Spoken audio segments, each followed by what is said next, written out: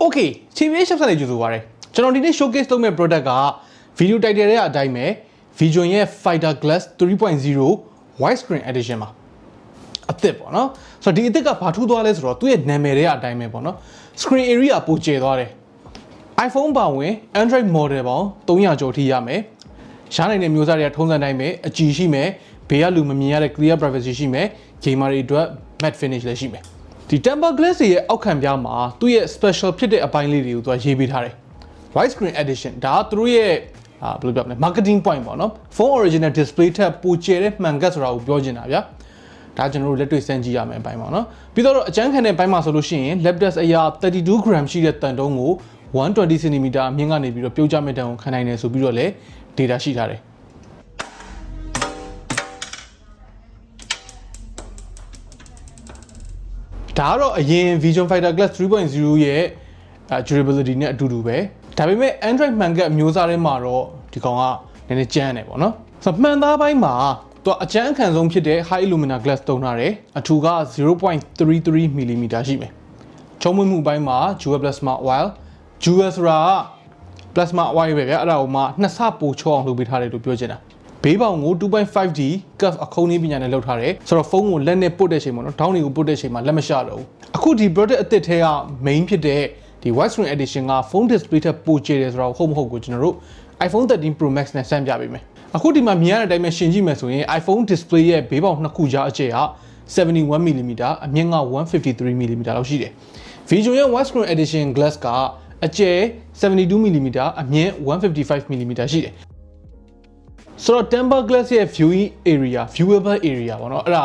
display size တက်ပိုလည်းကြီးတယ်ပိုလည်းကျယ်တယ်ဆိုတော့မကတ်ခင်ဒီတိုင်းရှင်းတာမှာတော့ V.Jun Fighter Glass ရဲ့ widescreen edition က phone display ထက်ပိုကျယ်တာတွေ့ရတယ်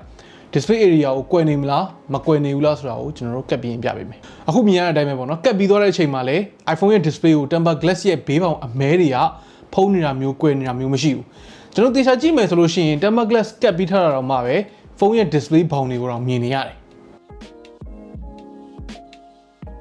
်ဆိုတော့ဒီတစ်ချက်က V.Jun ရဲ့ဒီ widescreen edition ရဲ့ main selling point ပေါ့နော် screen area ထက်ပိုကျယ်တဲ့အတွက်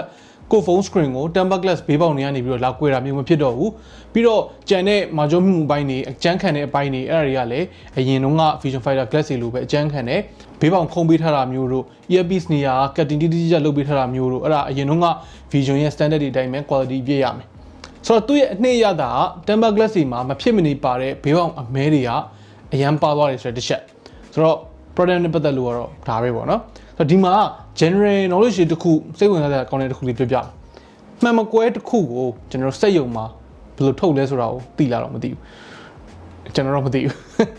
းဆိုတော့ကြည့်လိုက်မယ်ဆိုတော့စက်ယုံမှာမှန်မကွဲတစ်ခုထုတ်မယ်ဆိုလို့ရှိရင် data နှစ်မျိုးရှိဖို့လိုတယ်တစ်ခုက phone screen ရဲ့အလျားရဲ့အနံရဲ့ဘေးပေါင်အခုံးပေါက်မပါကင်မရာအပေါက် earpiece နေရာတခြား sensor တွေနေရာအဲ့ဒါတွေအကုန်လုံးအသေးစိတ် data သိရဖို့လိုတယ်ပြောရမယ်ဆိုရင်ဖုန်းရဲ့အရှိမျက်နှာပြင်တစ်ခုလုံးရဲ့ data အကုန်လုံးအတိအကျသိရဖို့လိုတယ်ပေါ့နော်ပြီးတော့အဲ့ဒီ data တွေကဖုန်းမထွက်ခင်ကလေးကလည်းအတိအကျရှိဖို့လိုတယ်ဆိုတော့ဗျာပြောရရင်သူတို့ကနောက်ထွက်မဲ့ဖုန်းတွေရဲ့ display size ကဘာညာသိရမလားဘယ်နားမှာဘာရှိတယ် mock up တွေကိုကျွန်တော်တို့ထက်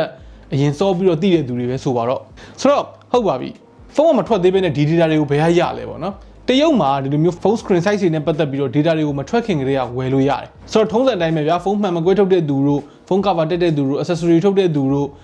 ့သူတို့တွေအတွက် data အတိအကျပေးရတယ်ဒါမှလည်းဖုန်းထွက်လာတဲ့အခါမှာလည်း accessory ကအသင့်ရှိနေမှာမဟုတ်လို့ရှိရင်ဖုန်းကအရင်ထွက်လာတက်စရာ cover မရှိကတ်စရာမှန်မကွဲမရှိနဲ့အရင်ခက်လို့ပဲပြန်ဖြစ်နေမှာပေါ့နော်ထားပါတော့ဆိုတော့သူတို့ကဒီလိုဖုန်းအသစ်နဲ့ပတ်သက်တဲ့ data ရလာပြီဆိုလို့ရှိရင်အဲ့ data နဲ့သူတို့ကတွက်ချက်မှုတွေလုပ်ရတယ်ဖုန်းပေါင်အထူကဘလောက်လဲတို့ display size ကဘလောက်လဲတို့ဘောင်ကဘလောက်ကွေးတာလဲတို့ down နေအောင်ဘလို့ကွေးတာလဲတို့သူတို့အများကြီးတွေ့ရတယ်ပေါ့နော်ဆိုတော့အခုလိုမျိုးဘောင်အပြည့် display အပြည့်နဲ့ဖြစ်နေတဲ့ဖုန်းတွေအတွက်ကမှန်မကွဲထုတ်ဖို့ကပြောမယ်ဆိုဘောင်ပါပြီးတော့ထုတ်ပေးဖို့ကပိုခက်လာတယ်ဆိုတော့ဖုန်းရဲ့ screen data ကိုအခြေခံပြီးတော့မှန်ကတ်ထုတ်ဖို့အတွက်မှန်ကတ် data ဆိုတာကတွက်ချက်မှုတွေအများကြီးပါတယ်ဒီဘက်မှာလည်းအများကြီးပညာပါတယ်ပေါ့နော်ဘောင်ပြည့်ရခြင်းနဲ့ display size ကပိုကျယ်ခြင်းနဲ့လေယာလည်းမခိုခြင်းဘူးဆိုလို့ရှိရင်ရှေ့တုန်းကပြောထားခဲ့တဲ့အချက်တွေအကုန်ပေါင်းပြီး analyze လုပ်ပြီးတော့မှဒီမှန်ကတ် data ဆိုတာထွက်လာတာဒီမှာအခုမြင်ရတဲ့ပုံစံမျိုးဒါမှန်ကတ် data လို့ခေါ်တယ်ဆိုတော့ V.Jun ကထုတ်တဲ့မှန်ကတ် data ရဲ့ phone screen data ရဲ့နှစ်ခုတောင်းထားတယ်ပေါ့နော်အခုမြင်ရတဲ့ပုံတွေကဒါ V.Jun ရဲ့ temper glass တွေကိုထုတ်ဖို့အတွက်သူတို့ကိုယ်တိုင်ဝယ်ထားတဲ့ cat drawing တွေဆိုတော့ဒီမှာ Redmi K50 Pro ရဲ့ display dimension တွေ layout တွေအတိအကျပါတယ်ဆိုတော့ Redmi K50 Pro အရင်ရှင်းပြမယ်အခုဒီပုံက Redmi K50 ရဲ့အရှိမျက်နှာပြင်အတိုင်းတာတွေဒီတွေကနေပြီးတော့ display size အတိအကျရဖို့ဆိုရင်ဘေးပေါင်လေးတွေနဲ့အထူတွေကိုအရင်နှုတ်ပြဖို့လိုတယ်ဒီဖုန်းရဲ့ထောင်လိုက်အရှည်က 159.34 mm ရှိတယ်အကျယ်က 83.3 mm ရှိတယ်ဆိုတော့ display size ရဖို့အတွက်ကိုဘေးပေါင်နှစ်ခုအထူဖြစ်တဲ့ 1.9 mm နှစ်ဖက်ဆိုတော့ 3.8 mm ပေါ့နော်အဲ့ဒါကို 83.3 mm တွေကနေနှုတ်ရမယ်ဆိုတော့အပေါ်အောက်ပေါင်းအထူနှစ်ခုဖြစ်တဲ့ 2.1 mm 2.5 mm ပေါင်းနှစ်ခု 4.6 mm ကို 159.34 mm တွေနဲ့နှုတ်အကုန်တွက်ချက်ပြီးပြီဆိုလို့ရှိရင်သူ့ area ထောင်လိုက်154.4 mm ဘေးခြေက 69.5 mm ရှိတယ်ဆိုတော့ဒီမှာ display size ကိုဘာလို့ဒီလိုတိုင်းနေရတာလဲဆိုတော့ aspect ratio မှားသွားမှာဆိုလို့အဲ့ဒါကြောင့်မလို့ဒီကြတိုင်းရတာပေါ့နော်ပုံမှန်ဖုန်းတွေမှာ display size ဘယ်လောက်လဲလို့မေးလိုက်ကလန့်ဖြတ်ပြီးတိုင်းလိုက်ရင်ရပြီလေဒီမှာကျတော့အဲ့လိုသွားလို့မရတော့ဘူးတိကျခြင်းနဲ့ဆိုရင်ပေါ့ဒါကမြင်အောင်ပြောပြတာဗျာတကယ်တမ်းကတော့ဒီတက်ပို့တယ်ပေါ့နော်ဒေါင်ကွေးတွေအတွက်လည်းထည့်စဉ်းစားရသေးတယ်ပြီးတော့တခြားစိတ်ပိုင်းတွေဖြစ်တဲ့ကင်မရာပေါက်တို့ light sensor တို့တခြားသော sensor တွေဘောင်းစုံပေါ့နော်အဲ့ဒါတွေ earpiece တွေအဲ့ဒါအတွက်အပေါက်တွေအဟတွေအချိုင်တွေအဖောင်းတော့မရှိဘူးနော်ထားပါတော့အဲ့ဒါတွေအကုန်လုံးအတိအကျတွက်ရတယ်ဗျာဆိုဖုန်းတစ်လုံးထွက်လာတိုင်းဒီအတိုင်းတာအသစ်တွေအတွက်အမြဲတမ်းပြန်လုပ်ရတယ်ဥပမာတစ်ခုပြောရရင် iPhone သစ်ထွက်လာတယ်ဆိုတော့အဲ့ဒီ iPhone display အတွက် tempered glass ထုတ်တော့မယ်ဆိုရင်ခုနကပြောထားသလိုမျိုးပဲခုနကပြသွားသလိုမျိုးပဲ cat drawing file တွေလိုမယ်ပြီးတော့ tempered glass ကိုအတိအကျဖြစ်နေဖို့အတွက်စက်ရုံမှာသုံးမဲ့မိုးကလည်းအသစ်လောက်ရတယ်ဆိုတော့ဖုန်းသစ်ထွက်တိုင်းမိုးအသစ်တစ်ခုကအမြဲတမ်းထုတ်နေရတယ်ဆိုတော့ကုန်ကျစရိတ်ကဒီနေရာမှာတော့နည်းနည်းထောင်းတယ်ပြီးတော့ဒီမိုးကဘယ်လောက်သုံးလို့ရမလဲနှစ်ပေါ့ဖုန်းသက်တမ်းရှိတဲ့လောက်ပဲသုံးလို့ရမှာလေ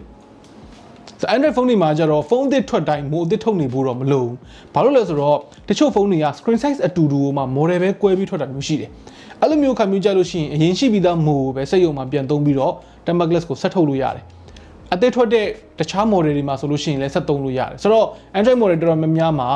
မကွဲထုတ်တဲ့ကုန်ကြစရိတ်က iPhone နဲ့ရှင်ရင်နည်းနည်းပိုသက်သာတယ်။အဲ့ဒါကြောင့်မို့လို့ iPhone tempered glass တွေကတခါတလေဈေးပိုကြီးနေတာမျိုးလည်းဖြစ်နိုင်တယ်။ဒါတော့ဘုသူတာပေါ့။ဒါပေမဲ့တခုရှိတာက Android မှာကျတော့ screen မျိုးစားအများကြီး display မျိုးစားအများကြီး